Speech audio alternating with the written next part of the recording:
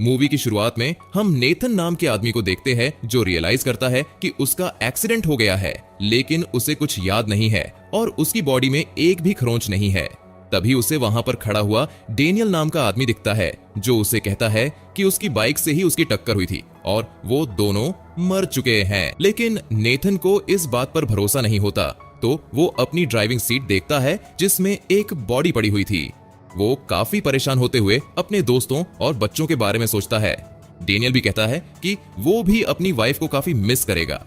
जब नेथन इन्हीं बातों को सोचकर परेशान होने लगता है तो डेनियल उसकी डेड बॉडी गाड़ी में से निकालता है, जिसे देखकर नेथन को पूरा भरोसा हो जाता है। लेकिन जब वो बॉडी को देखने से डरता है तो डेनियल उसके चेहरे पर कपड़ा रख देता है। तभी वहां पर एक कार आती है। नाथन उससे मदद मांगने की कोशिश करता है, लेकिन वो आदमी उसे देख नहीं पाता। वो नाथन की बॉडी देखता है और उसके पर्स से पैसे निकालकर वहां से चला जाता है। इसके बाद नाथन को भरोसा हो जाता है कि वो लोग भूत बन चुके हैं। वो एक्सेप्ट करता है कि उसने अपनी वाइफ को मारा, लेकिन वो काफी बीमार थी, इसलिए उसके दर्द से छुटकारा दिलाने के लिए उसने ऐसा किया। तभी डेनियल को कुछ गाना सुनाई देने लगता है, लेकिन नाथन को नहीं सुनाई देता। वहां पर एक सफेद दरवाजा उनके सामने आता है और सारी जगह बर्फ से ढक जाती है। उन्हें लगता है कि ये दरवाजा उन्हें स्वर्ग की तरफ ले जाएगा। तभी नाथन को चीखने चिल्लाने की आवाजें आती है और उनके पीछे एक लाल दरवाजा उन्हें दिखता है। वो समझ जाते हैं कि ये दरवाजा नर्क की तरफ जाएगा। इसका मतलब है कि नेथन को अपनी वाइफ का मर्डर करने की सजा मिलेगी।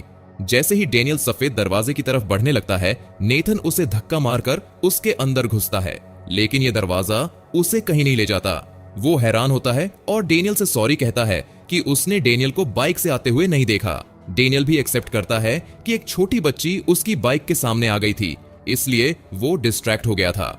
वो उसे हग करता है और दरवाजे से अंदर जाने की कोशिश करता है, लेकिन कुछ नहीं होता और वो कंफ्यूज होता है। तभी उन्हें वो छोटी बच्ची दिखती है जो डेनियल की बाइक से टकराकर मरी थी। तब डेनियल एक्सेप्ट करता है कि वो शराब पीकर गाड़ी चला रहा था। नेथन उसे कहता है कि वो लापरवाही से गाड़ी चला रहा था, इसलिए वो भी नर्क ही जाएगा। उन दोनों के बीच में बहस होती है और फिर डेनियल उस बच्ची से सफेद दरवाजे में जाने को कहता है, लेकिन जब वो बच्ची नहीं मानती तो डेनियल उसे उठाकर ही फेंक देता है। अब दोनों नर्क के दरवाजे के आगे खड़े होते हैं।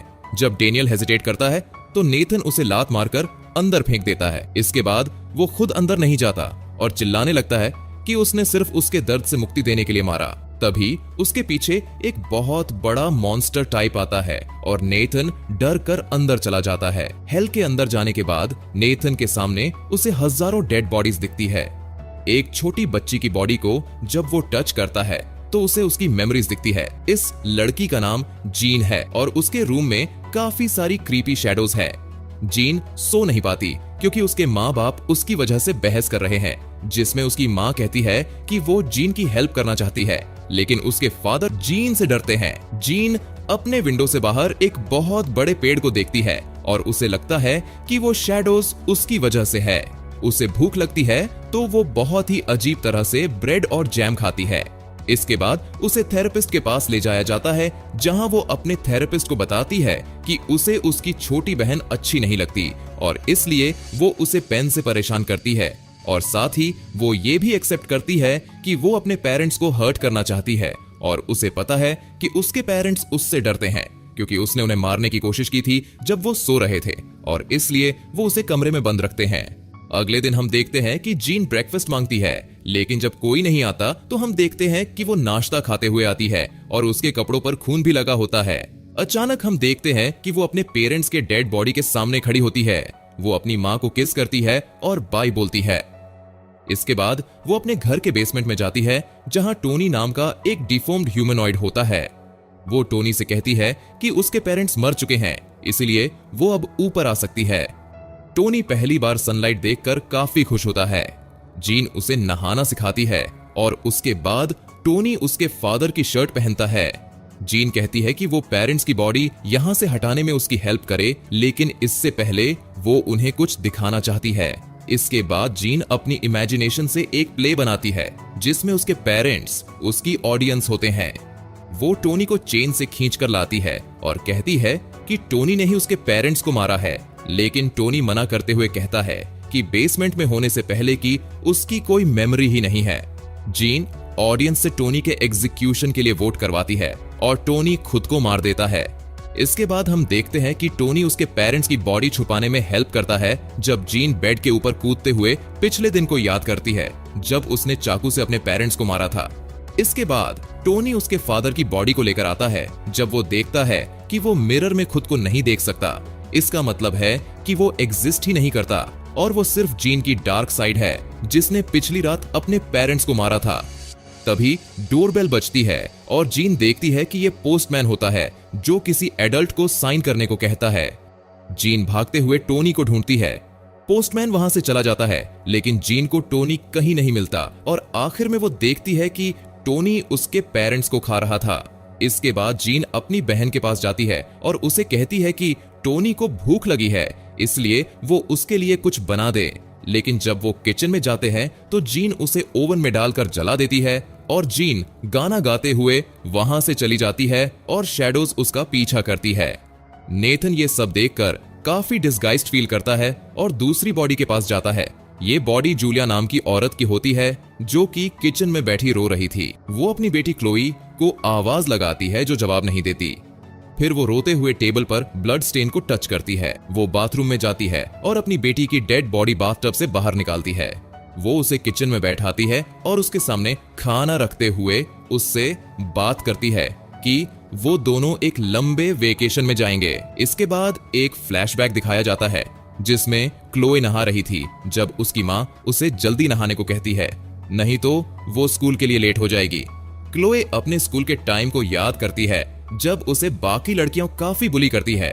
खाना खाते समय वो अपनी माँ की अपने कॉलीग के साथ चिल्लाने की आवाज सुनती है और वो अपने स्कूल के बारे में सोचते हुए चाकू से गलती से अपना थोड़ा सा अंगूठा काट लेती है जिससे टेबल पर स्टेन लगता है। जब जूलिया उसे जल्दी करने को कहती है तो क्लोई उसे समझाने की कोशिश करती है कि स्कूल उसके लिए हेल की तरह है, लेकिन जूलिया उसे कहती है कि अभी वो नई है इसलिए उसे ऐसा लग रहा है। प्रेजेंट में हम देखते हैं कि क्लोई की बॉडी कुर्सी से फिसलकर नीचे गिर जाती है। जब एक बिल्ली उस हिस्से को खाने लगती है जहां पर क्लोई ने खुद को काटा था तो जूलिया उसे चिल्लाकर भगाती है और बॉडी उठाकर दोबारा कुर्सी पर रखती है। जूलिया उसे कहती है कि वो दोनों लॉन्ग ड्राइव पर जाएंगे और उसे अगर स्कूल नहीं जाना तो कोई बात नहीं, वो उसकी होम स्कूलिंग करवाएगी। जूलिया रोते हुए कपड़े पैक करती है और जैसे ही दरवाजा खोलती है उसे सामने एक दीवार दिखती है। तभी एक और फ्लैशबैक दिखाया जाता है जिसमें कुछ लड़कियां क्लोई को बाथरूम में परेशान कर रही थी। वो क्लोई से अपने जूते छटवाते हैं और उसका वीडियो भी बनाते हैं। प्रेजेंट में हम देखते हैं कि वो दीवार असल में जूलिया की नेबर की रिप्रेजेंटेशन थी। वो कहती है कि उसने जूलिया के चिल्लाने की आवाज सुनी।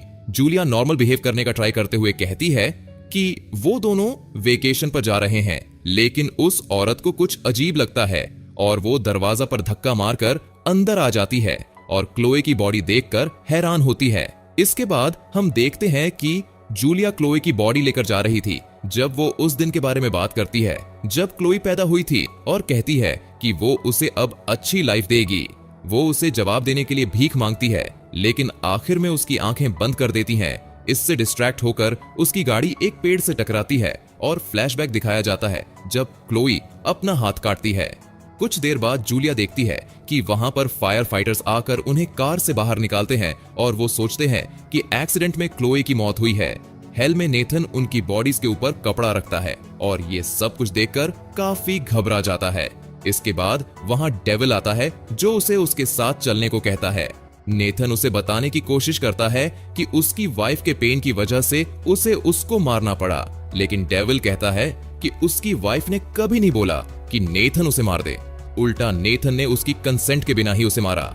उनके सामने एक दरवाजा आता है जहां डेविल उसे कहता है कि अब उसे आइसोलेशन में रखा जाएगा जिससे उसकी सारी मेमोरीज को डिलीट किया जाएगा, जिसके बाद उसे काफी पेन दिया जाएगा।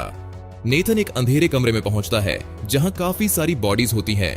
डेविल उसे कहता है कि ये आइसोलेशन 5000 साल तक चलेगा और उसके बाद तो उसे और पेन दिया जाएगा। अचानक डेविल गायब हो जाता है और बिली नाम का सोल वहां आता है और सोचता है कि नेथन एक खिलौना है। वो उसे काफी बुरी तरह इधर से उधर फेंकता है और उसे काफी मारता है, लेकिन जब उसे रियलाइज होता है कि उसने उसकी सोल को खत्म कर दिया तो वो फ्रस्ट्रेशन में चिल्लाने लगता है क्योंकि दूसरी जगह अब उसका जन्म होगा। हम अर्थ पर एक औरत को बच्चे को जन्म देते हुए देखते हैं। उधर डेविल आता है और बिली को पनिश करने के लिए उसका गला काट देता है, जो कि दोबारा आ जाता है। वो बिली को कहता है कि अब वो जाकर नेथन की सोल को दोबारा लेकर आए। इसके बाद हम बिली को उस बच्चे के रूम में बैठा देखते हैं और इसी के साथ ये मूवी यही खत्म होती है। दोस्तों, आपको ये मूवी कैसी लगी कमेंट जरूर करें, और अगर हमारा एक्सप्लेनेशन पसंद आया हो तो इस वीडियो को एक लाइक जरूर करें।